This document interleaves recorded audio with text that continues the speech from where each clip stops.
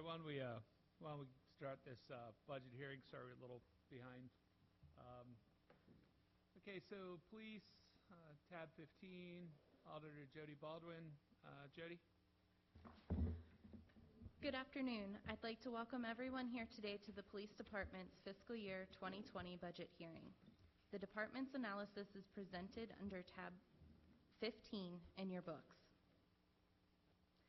The proposed fiscal year 2020 budget for the police department totals $239.8 million, an increase of $14.9 million or 6.6% over the fiscal year 2019 budget.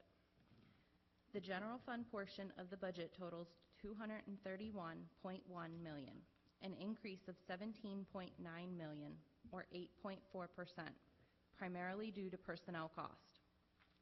The special fund portion of the budget totals $8.7 million, a decrease of $3.0 million or 25.8%, primarily due to a decrease in the speed camera program. As you can see in Exhibit 4 on page 4, there is a history of excess general funds and expenditures on unbudgeted items. Based on our analysis, we have identified one potential general fund budget reduction up to $2.3 million to increase budgeted turnover savings to the department's fiscal year 2019 projected turnover level of 2.5% of budgeted salaries, as detailed on page 5 of the analysis. Our analysis also includes significant issues beginning on page 6, including personnel, the new Community Relations Bureau, speed camera program, and new facilities. At this time, I would like to turn it over for discussion. And good afternoon, Chief.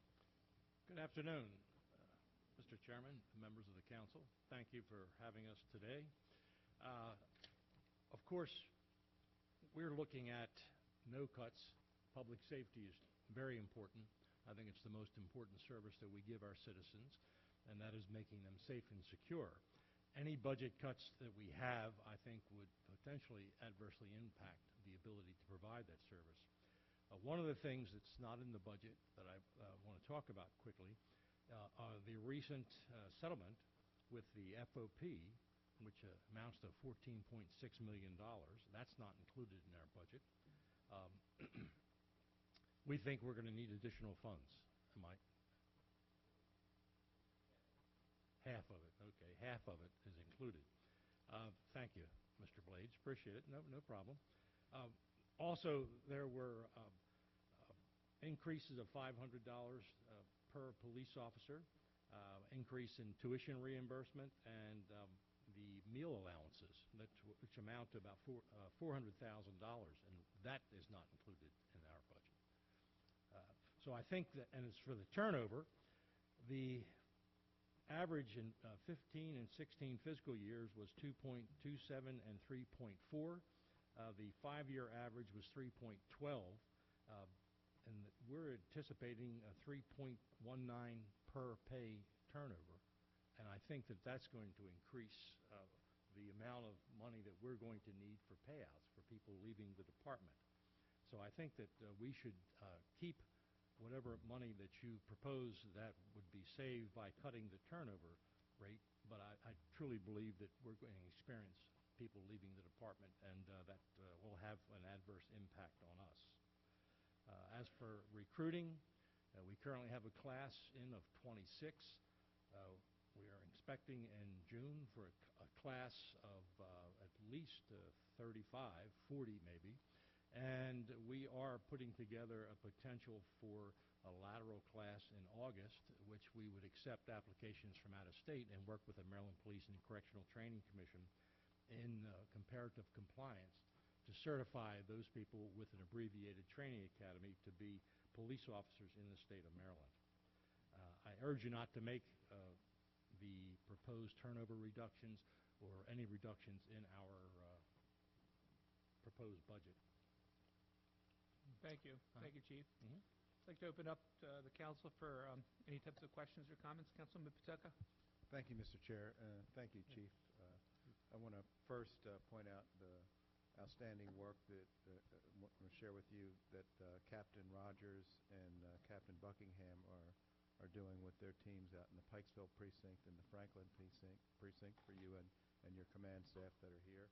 And I thank you for their great work. I just wanted to be clear on the agreement is $14.6 million over a 2-year period. So fiscal 2020, we'd need $7.3 million. Is that right? The amount of money needed for the fiscal agreement year with the 2020. FOP? Okay. So it'd be for fiscal 20 would be 7.3, and then 14.6 in fiscal 21. Okay, so another 7 in fiscal 21. And the other item you mentioned, Chief, was $500. Yeah. Each of the bargaining unit officers will receive a $500 pay bump. And the increase in tuition reimbursement goes from $2,000 annually to $3,000, and the meal allowance will increase from $7 to $10. The meal allowance is given to an officer when they work in excess of an 8-hour shift. They're entitled to a meal. That amounts to about $400,000 total. So I guess I would ask my colleagues, since and maybe Ed is, and because I'm new here, is what would, since we are only authorized to cut, what is the mechanism for addressing the shortfall that the chief has identified? We would come back in for requesting a supplemental budget increase. For a budget? We'd work along with the county executive's office. I see. Okay, thank you. Which just wanted to be we will clear. doing, Mr. Patoka. Okay, thanks. Thank you. And again, also I wanted to apologize for being late. Let me comment about the new captains, the new captains at the Franklin and Pikesville. They are both young, very aggressive, smart men, and they understand what is important about law enforcement, making our community safe and secure. And they do not miss that need for good, competent, tenacious police officers to be in the community, reaching out. And as we look at Captain Buckingham at the Franklin Station, he understands fully that development at Owings Mills and the outreach to the various businesses to ensure they're getting the best police service possible. Thanks. Also want to point out the great work Lieutenant DeCara is doing as well. Yep. That's Michael DeCara. Pardon? Michael DeCara. Yes, Okay. yes. We have 2 DeCaras, both lieutenants. Okay. And Michael works Thank you at... for, yeah. I will be more specific. Yeah, Michael, they're brothers. Michael works at the Pikesville station, Yes. where he's the administrative lieutenant. Thank you. Councilman Marks? Thank you very much. First, thank you for your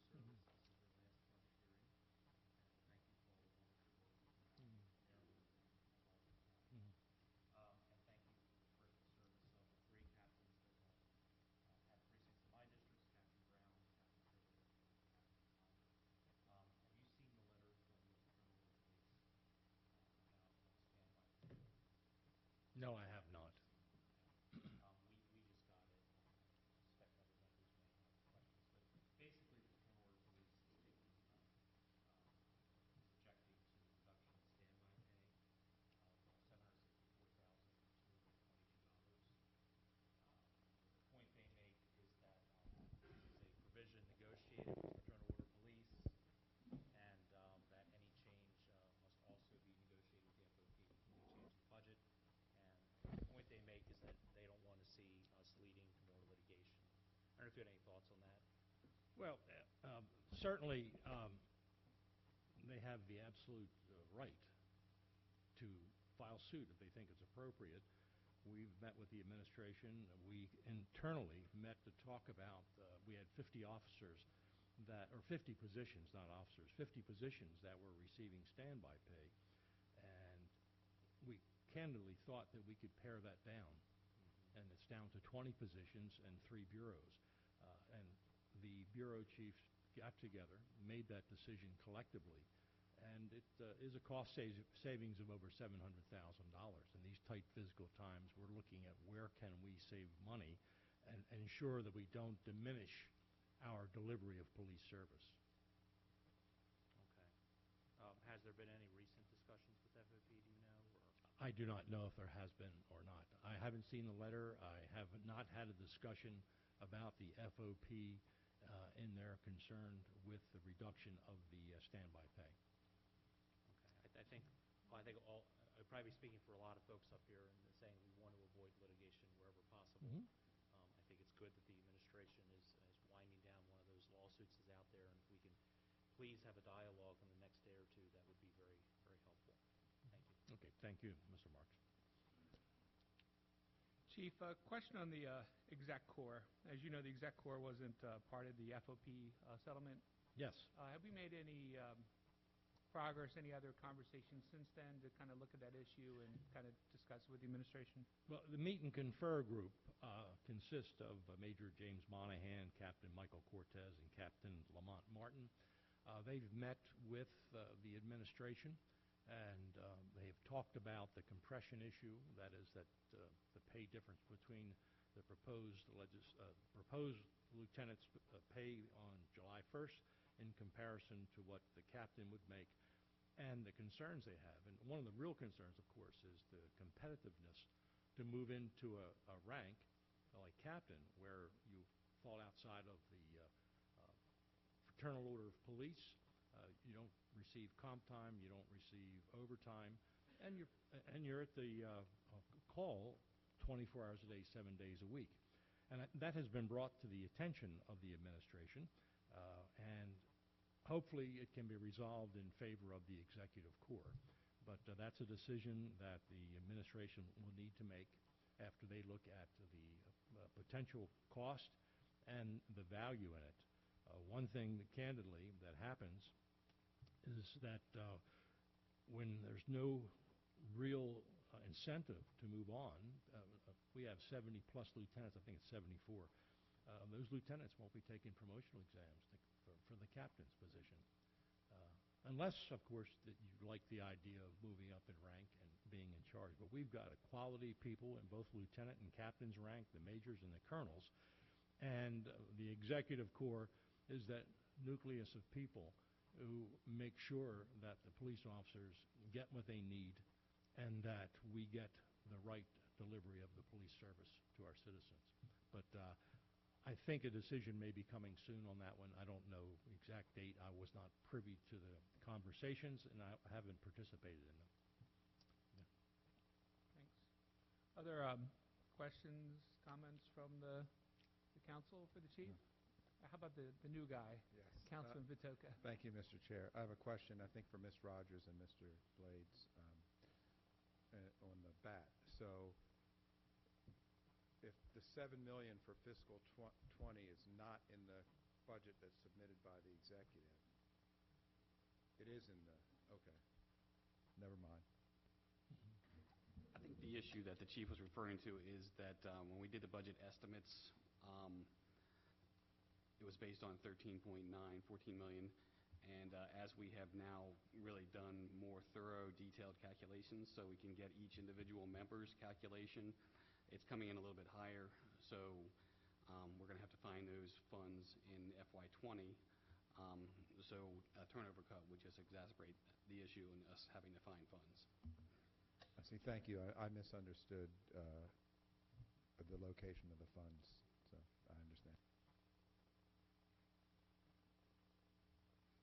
Other questions? Councilman Jones?